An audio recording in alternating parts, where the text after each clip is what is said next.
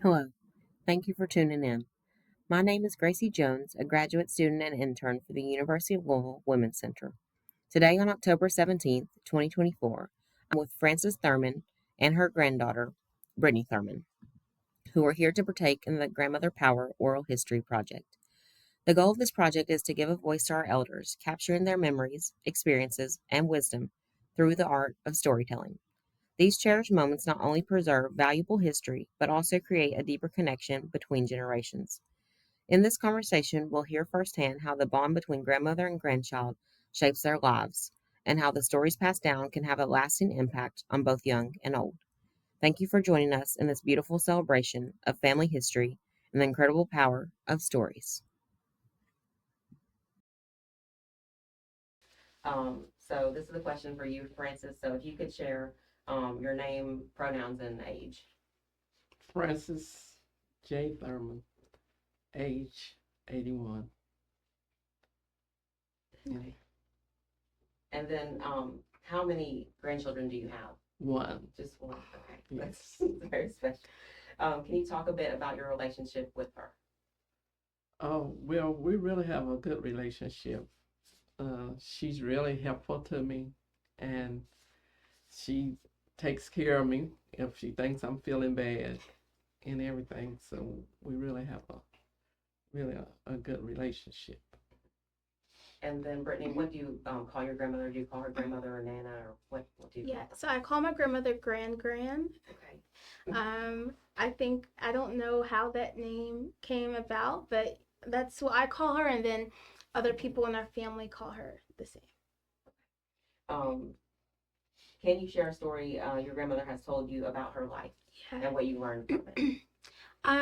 So like over my life, she's told me different stories, like out of the blue, or if we're going through something, a story might come up.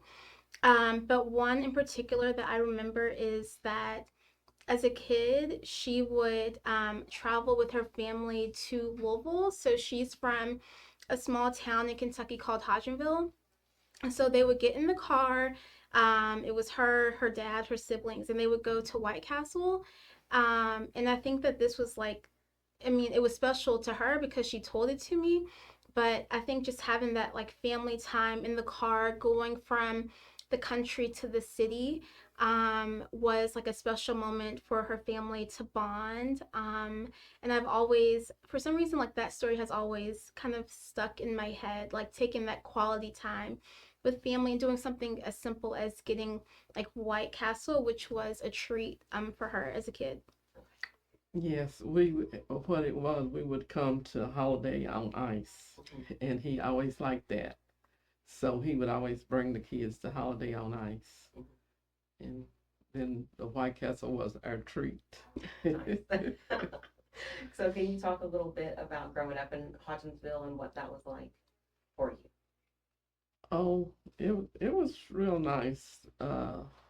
We at first we just had a little small school, and then when they integrated, then we had when we was mixed. So we but it was nice.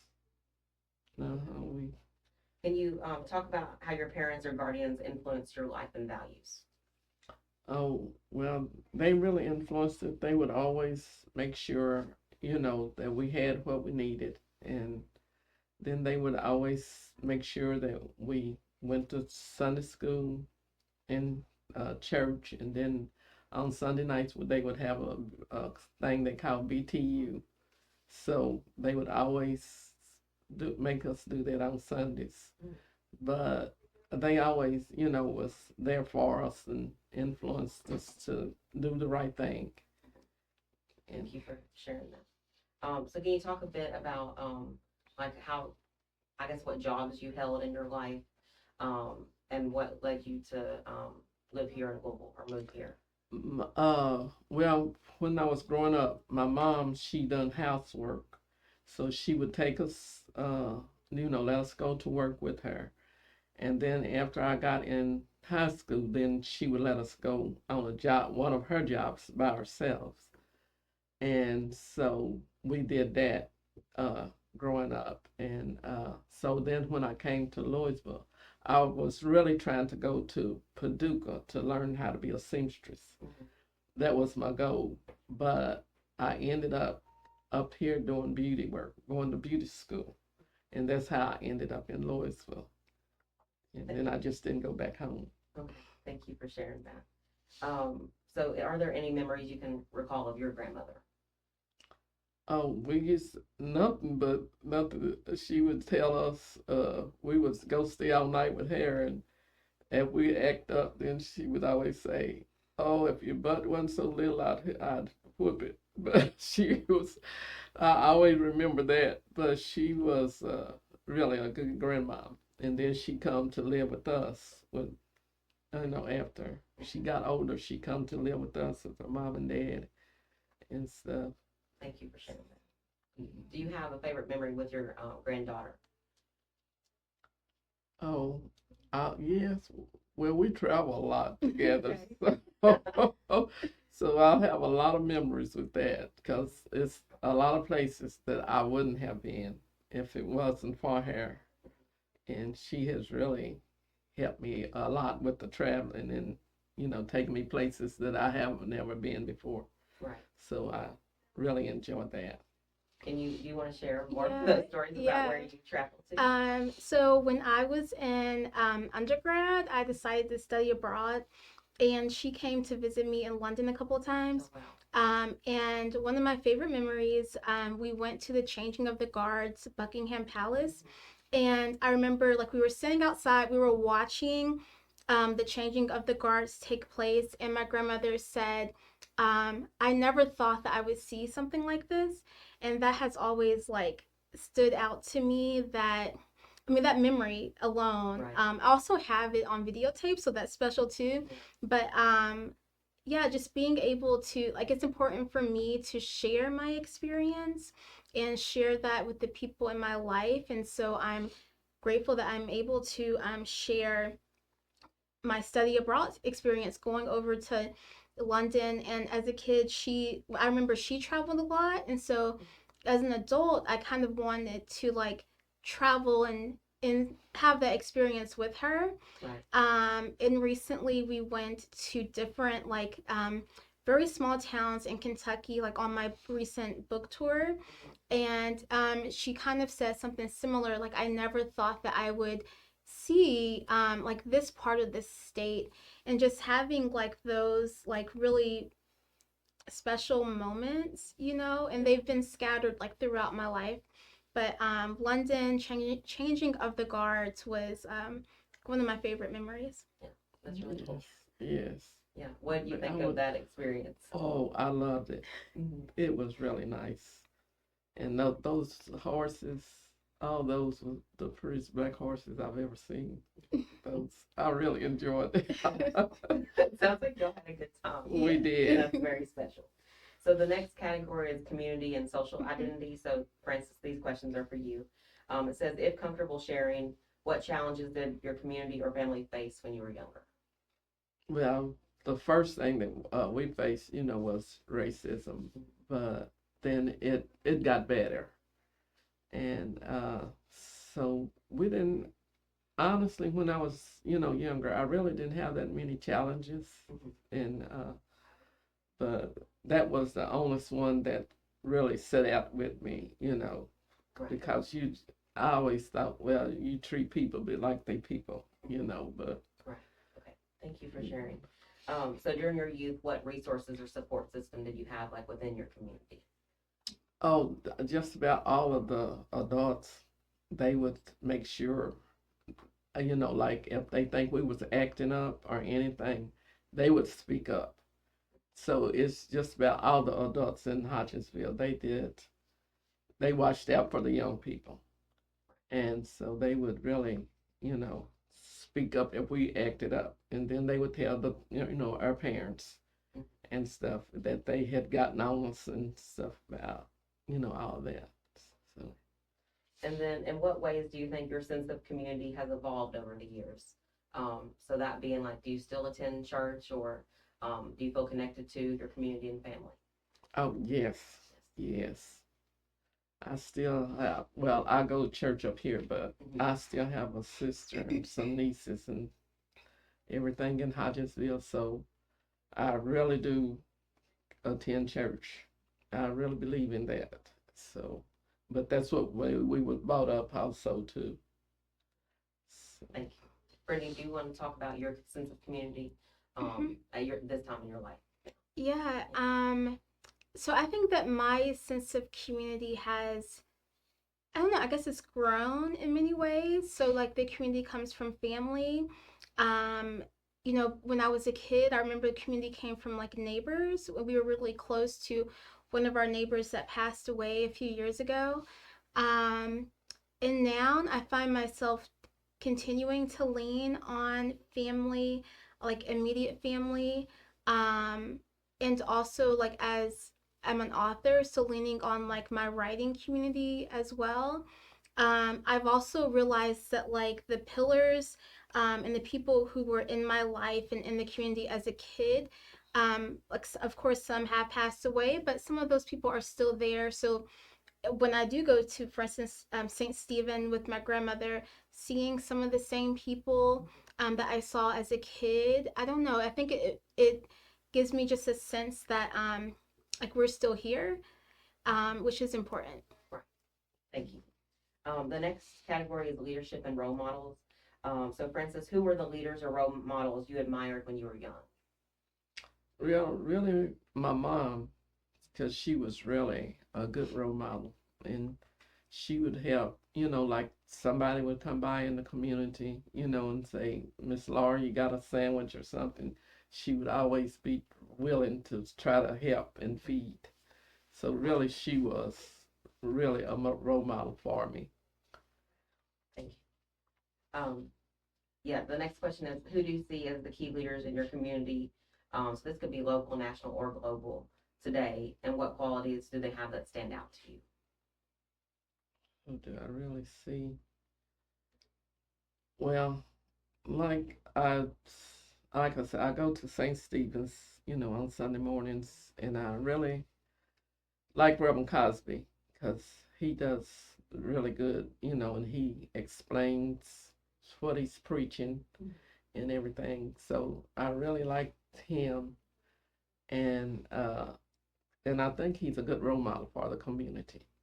I really do. Thank you for sharing that. Now, Brittany, you said you were an author, so of course Yes. I'm going to ask you this Yeah. question, but who do you see as key Yeah. leaders in the community?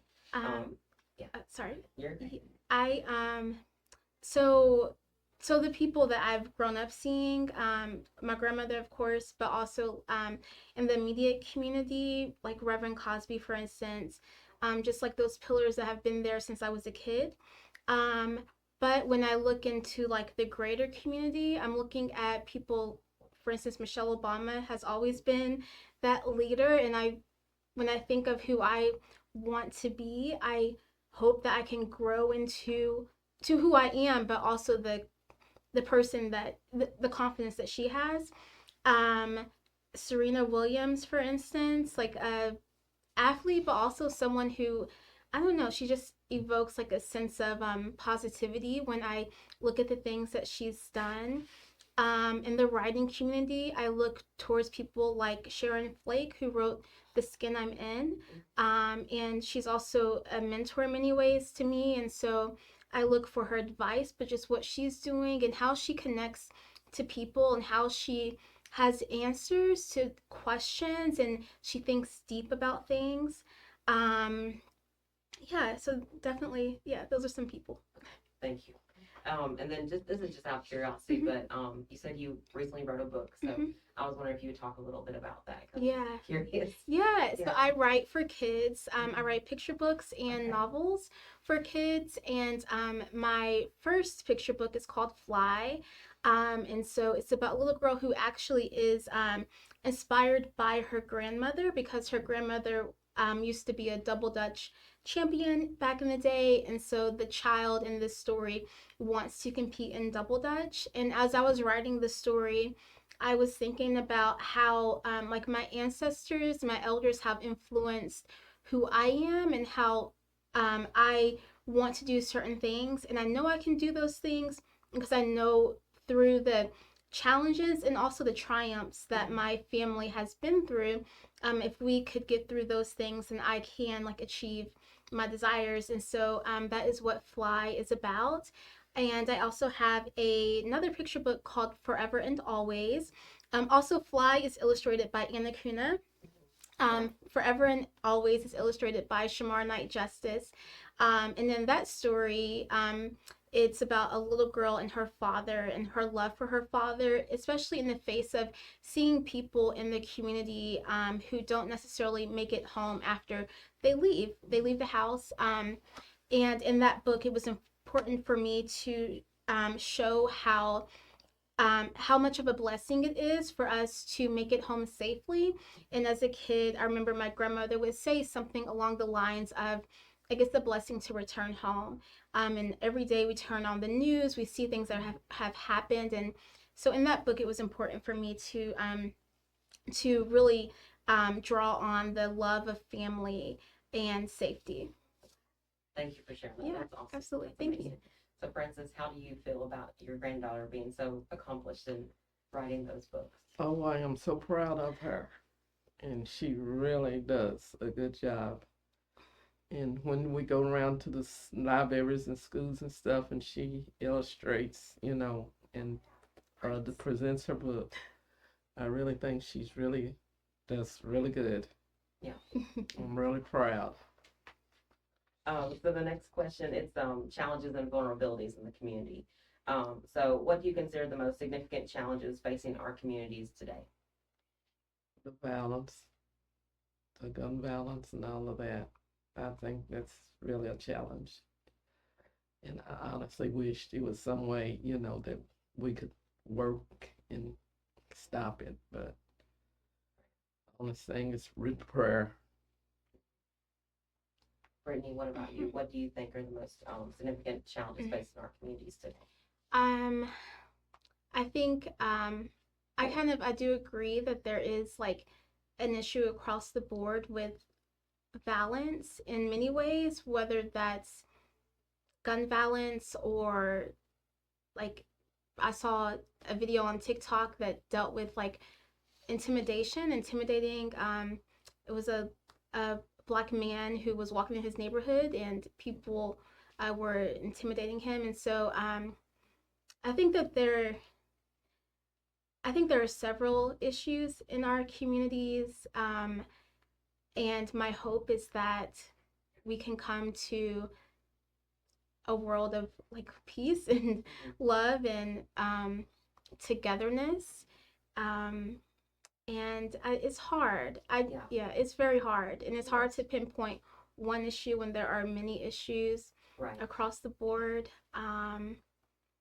The next category kind of goes into the importance of voting, and how that plays a role in like our communities and providing support for people. So if y'all, either one of you would like to speak to the importance of voting or how you feel about voting in general. Well, I'll speak. I've been registered ever since I was in high school. But when I moved to Louisville, then I didn't vote. But then when I started going back and forth to Hodgenville, staying with my mom and dad and everything, and then my dad would start, on me about the voting. So then one day we was talking and he said, well, Frances, if you don't vote, then you can't say anything, because he was talking about the president that he liked, and I was talking about one that I liked. So, and then he said, well, if you don't vote, then you can't say anything. And then after that, I always started voting. Yeah. I wanted my voice to be out there. Brittney, would you like to say anything on Yeah. that? So as a kid, like that's one story that I heard as I was growing up, how her father was adamant about voting and the reason why, and making sure that our voice and our opinions and our values are heard, and choosing that person that is a person for the people, um, and um, and so like I think about her story, and that is a reason why I am always adamant about getting up and voting. Um, and I'm sure that there are like other stories like that within families, and it's just important for for people to share those stories with their young ones and to start as early as possible. As you know, as when people are children, like telling them and illustrating the importance of voting at a young age. Thank you. Is there anything else you would like to share? No, that's. Oh, okay. I just wanted to make sure. So the next category is opening lines of communication across generations. So Frances, it says, what strategies do you use to share your experiences and values with your grandchild? Oh, I just share my beliefs and I tell her, what I feel like that I would do, but she can make up her own mind to do what she wants to do. But I always tell her what my beliefs are. And then, Brittney, this is for you. So what do you believe are some common miscommunications between generations? So miscommunications or misconceptions, possibly. So so I grew up around my elders. As a kid, I always chose to sit with my elders opposed to sitting like with people my age. And I grew up like hearing their stories or just listening to their wisdom. I think that if young people aren't around elders or people older than them, they think that the ideas of someone older is not valuable anymore, or it doesn't hold any weight, or that a younger person might have all the answers. But I grew up listening to my elders, and choosing to listen to them, and recognizing that that wisdom comes from them, but the people before them, and then the people before them, and that holds power. And I wish that more young people would choose to sit with their elders. I do school visits a lot, and I share with kids the value of recording the stories of elders and the people in your family so that those stories aren't lost. And so I wish that more young people would do that. Yeah. Thank you. And that hit the next question. It was, how can younger generations learn from the experiences of their elders to help shape a better future? Do you have any thoughts on that? No, I just wish that they would sit and listen to the elders. I mean, the elders don't have all the answers, but you might learn something from that, from what they do tell you, that will help you along the way. You just to stop and think about what they're telling you, and then maybe, it'll help. Do you have any powerful life lessons that you would like to share, or that you have shared with Brittney, that you'd like to share here? No, not right off. I can't think. Brittney, are there any powerful messages that you've gotten from your grandmother? Yeah, I think there are a lot I've received over the years, whether I wanted to hear them or not. But so like as a kid, my grandmother would always say, she would kind of always tell me like to not worry. And she would say this in different ways. But as an adult, I've really thought about how like the impact of as a kid, if it was hard for me to understand what don't worry means. And as an adult, I try to take that into like my life today, which is easier said than done. But something as simple as like there's like things will work itself out. She always tells me in many different ways to believe in myself, and if someone tells me that I've done a good job, then believe them. And I'm always going back on those words and those things that she has said, because sometimes it's hard for me to consistently believe in myself and push forward. So yeah, those are just a few, but there have been many things. Thank you for sharing. So the last category is wisdom, hopes, and future aspirations. So Frances, reflecting on your life, what is one piece of advice you wish you had known when you were younger? Oh, it's a lot. uh, uh, oh, you know what, I'm going blank, but it's a lot that I wish I had known growing up, you know, that I know now. Right. Um, and then this other question, it says, what wisdom or lessons have you gained as a grandmother? Oh, I have gained a lot of lessons and wisdom from Brittney, really, because like I say, when we travel around, and she really, you know, inspires me a lot. She tells me a lot, so it really helps. Mm. And then one of the last questions I had is, what are your hopes and dreams for Brittney and her future? I really hope that she gets the where she's trying to get, and I feel like that she really will get there, but she just has to have the patience. But she's gonna get there, and I know she wants a family, so I hope one day she'll be able to do that. I wish I just. Sorry. Okay. And then, yeah, I'm so tissue. I'm sorry.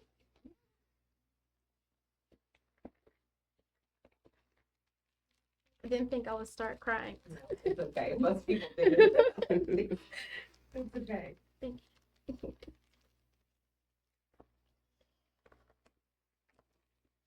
Yeah, so that is like one thing she always tells me is having patience. That's like one of her pieces of wisdom. And I don't have patience, so Yeah. it's a work in progress. Yeah. So Brittney, for you, it says, what are your dreams for yourself? And what do you hope to accomplish as you grow older? Yeah. So like I have this vision for my career as an author. And I also don't know if I think that my vision and my dream consistently grows. Um, but ultimately I want to get to a place where like I don't live in doubt and fear, but I just live in like the belief of I I'm I'm capable. And I'm always going back and forth with that. So my dream for myself is to not have that doubt and worry and to just consistently know I am capable of continuing to write and create stories and fulfill this life that I feel that I'm meant to do.